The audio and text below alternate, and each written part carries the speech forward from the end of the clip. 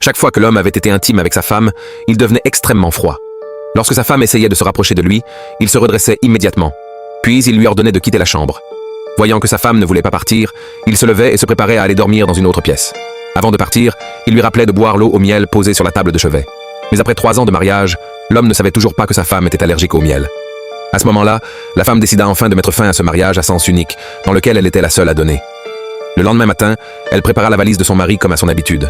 Son mari travaillait comme pilote, mais l'homme ne lui jeta même pas un regard. Il prit la valise et se prépara à sortir. La femme l'appela soudain et trouva le courage de lui demander le divorce. Elle pensait que son mari essaierait au moins de la convaincre de rester. À sa grande surprise, il accepta sans la moindre hésitation. Un sentiment de perte indescriptible envahit alors le cœur de la femme. Après tout, elle aimait secrètement son mari depuis 10 ans, depuis le lycée. À l'époque, l'homme était très populaire à l'école.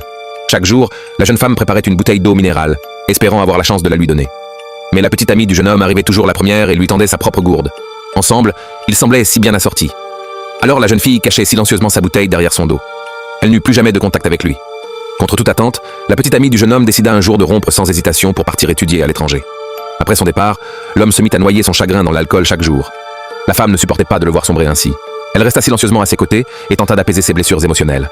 L'homme signa alors un contrat de mariage de 3 ans avec elle et promit de lui donner 2 millions de dollars. La femme accepta sans hésiter.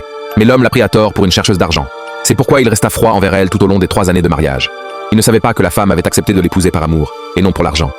Plus tard, l'homme devint capitaine, et la femme devint elle aussi hôtesse de l'air. Chaque jour, elle vérifiait anxieusement le planning des vols et priait en secret pour le retour sain et sauf de son mari. Mais ce jour-là, l'homme revint avec son ex-petite amie. Ils déjeunèrent ensemble à la cafétéria, semblant avoir ravivé leur ancienne romance.